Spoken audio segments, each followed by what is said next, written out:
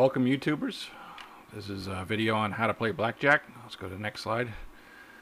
So before we teach you how to play basic blackjack, this is blackjack for beginners or somebody who's never played before. Basically, I'm going to say as a life hobby, do not play blackjack unless you are stuck in a casino and need some time to kill. And that's mostly because blackjack's a purely mathematical game that you cannot beat unless you get lucky and then leave. So yeah, you can play for an hour or a couple hours and get lucky with the cards and be up, maybe be up a couple $100 or whatever you need to be up. But you know, if you go long term and you play a lot of hands, then you're not gonna win. And that's how the casinos stay alive and keep their lights on and pay their employees and all that kind of stuff, is that it's just a mathematical game. So the mechanics of playing blackjack is you go to the table and you put your money and you get some chips, and there might be 6 people sitting at the table. You might be one of 6, or you might be by yourself, and there's different tables limits you can play at and stuff like that. But you put your bet in front of you before the deal. So say it's a $5 table, you take $5 chip, you put it down in front of you on the bet line, and there's really no skill required at this game or particular point in time. The next step is the dealer will deal to you and every other player 2 cards face up, and 2 cards to itself, but one will be up and one will be down, so you can see one of the dealer's cards and the other one's a mystery. Otherwise you'd know exactly what to do, I assume. What's dealt to the other players is pretty much irrelevant to you. Each of those 6 players at the table or whatever are going to have their own hand against the dealer. So you just really need to focus on your cards and the dealer's cards. Next step.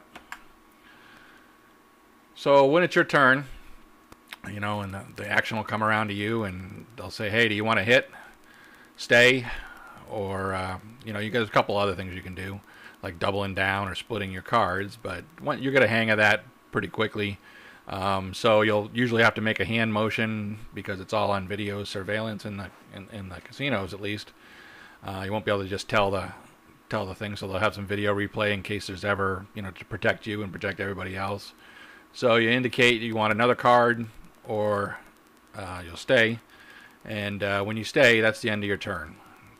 So let's describe the little strategy here. Is that, you know, you'll be continued to ask to make a move, to basically to hit, until you stay, or until your cards total above 21, in which case we call that a bust out, and you lose automatically. So totals are calculated by adding the 2 cards. So cards 2 through 10 are counted at that value. So a 2 is a 2, a 3 is a 3, a 10 is a 10. And face cards are a 10. So your Jack, Queen, King are all 10s. Your ace can be either 11 or a 1. So it starts off as 11 most times, and then, you know, if you exceed 21, you can knock it back down to a 1. It gives you a little bonus. So that's one of the oddballs you have to learn. So if you have a 10 and a Jack, that's 10 plus 10. That's a 20. And you really wouldn't want to take another, so you'd say, hey, stay there. However, if you had a 2 and a 5 for a total of 7, you'd want to take a hit, because no matter what card came up, you wouldn't bust out. So you're trying to get closest to 21. So you can pick up one of these strategy cards at, like, even the casinos, they sell them, and it tells you mathematically correct strategy based upon the dealer's face-up card and your card situation. So usually it's, you know, indicating your total and what the dealer's up card is, and the general idea is if it's 6 or below, a lot of times you want to stay because, you know, 10s come up a lot because there's at least, you know, there's 4 different cards in the deck out of 13, or you can multiply that for every suit, but 13 different card types, 4 of them are counted as 10. So there's a good chance that you're going to pick up a 10. And so, you know, if the dealer's got a 6, and the good chance they're going to get a 10, they're going to turn into 16.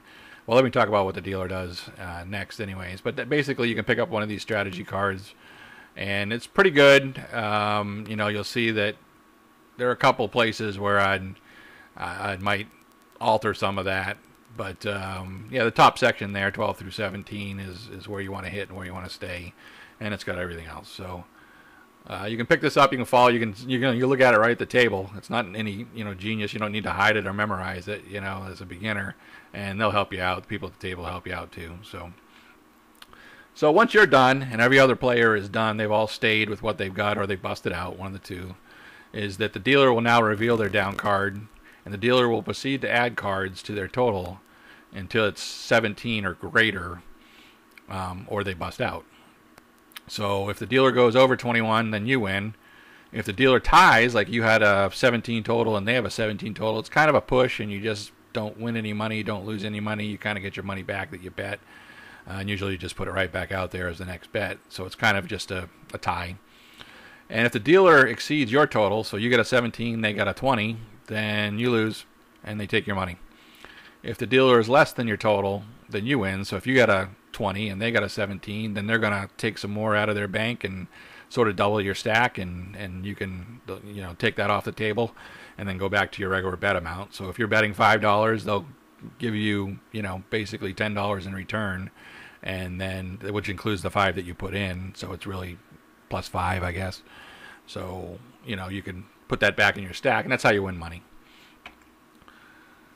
So if you play optimal strategy with no errors, you know, you realize you can make errors with the strategy card and make mistakes, then you have a slightly less than 50% chance of winning.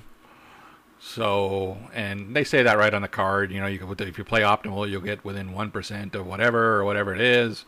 But basically, you know, you can't win. It's less than 50%. That's why their payout is 1-to-1 as opposed to some of the other games. So most of the casino games you see out there are stuff where you have an expected value negative, and that's true of all bets, but really you're not playing other people. You're just playing a mathematical card game.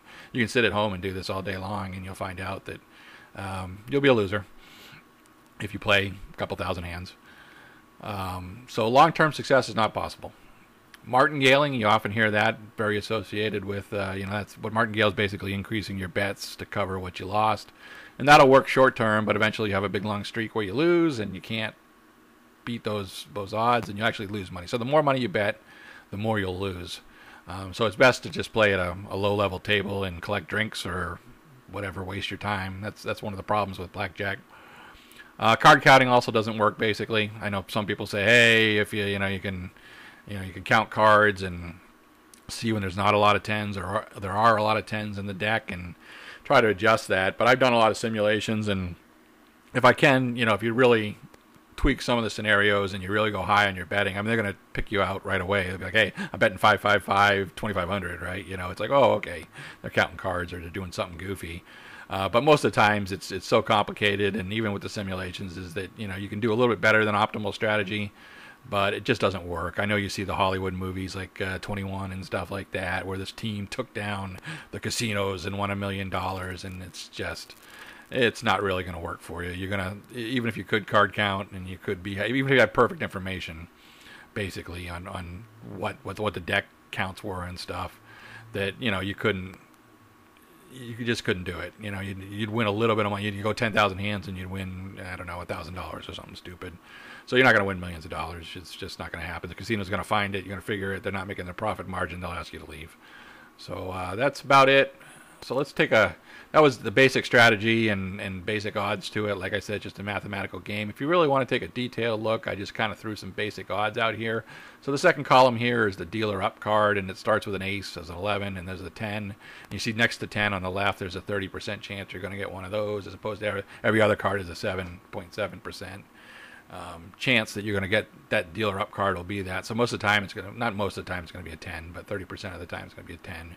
And you can see it goes 9, 8, 7, and then I went to 2, 3, 4, 5, 6. So 4, 5, and 6, when that's the up card for the dealer, that's usually your best chance to win.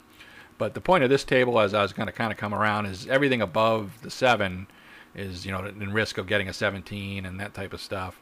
But if you go way out to the yellow column where I've got the bust percentage, so I run a simulation with like 10,000 hands, and this is what I come up with a percentage. It's not a mathematical here. I just said, hey, you know, if the dealer had an up card of a 6 at the bottom, which is 6 and 5, 5 actually ended up being their worst scenario in this simulation, but they're both roughly the same, and the percentage is only that the dealer would bust with a 5 or a 6 up, you know, only like 42% of the time. So it's not a majority.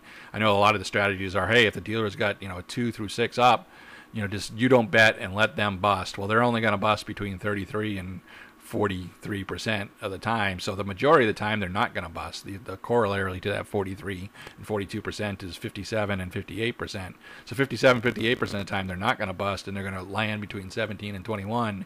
And if you're sitting on a 12 and you stay, then they're going to win. So the majority of the time they're going to win in that scenario. That's one of the oddballs. Now if they've got they're never going to bet above a 17. So but you can look at what the odds are, and even pretty much under the 2, 3, 4, 5, 6, they're kind of evenly spread where they would be, and everybody else is kind of evenly spread with the oddballs of the pink ones there, where you get the 10 right away and the dealer is done. So he's got an 8 for the up card, he gets a 10. That's going to happen 36%. Most of those are a third of the time, as opposed to that 1/13 or a lower number. So also let me reiterate what the rough odds of you busting, let's just make this a 2-card total. I know you can get these totals with more than 2 cards, and it slightly changes the odds just a little bit because, when you have 2 cards, there's 50 cards left in the deck, and you can count. You could probably take out the one that, you can see on the dealer, and anybody else at the table, you can see their cards. That changes the percentage slightly, and that's where you can get a small advantage over the sheet the basic strategy odds, the sheet that you were talking about. But you can see way down the bottom here, when you got a 12, the odds that the next card is going to bust you based upon the remaining cards, and I'm just doing this straight mathematical, is only about 28%. And for 13, it's 36%. So most of the time you're going to get, you won't get in order to bust with a 13, you're going to need a 9, a 10, a 9 or a 10. And you're just not going to bust with those. That's not a high probability. It is a 1/3 probability. But once you get every step you go up to 14, it kind of jumps by 8%. Now once you get to 16, that's a lot of people where people say, hey, that's where you start to get over 50% bust rate. And of course, if you go up at like 20, there's only one card that's going to help you, an ace, and that's for 1 point. So you wouldn't hit at 17 and above. 16, they tell you to hit, if the dealer has got an up card of a 7, 8, 9, 10, whatever, because the odds are they're going to double up. But I'm just telling you, at 15, you got a 50-50. At 16, you got a 60%. But this is where I vary a little bit in some of that mentality, because, I just had the previous slide where the dealer's up card for, even for a 6, they're going to, or a 5, where they're going to bust. I mean, they're going to not bust 58% of the time.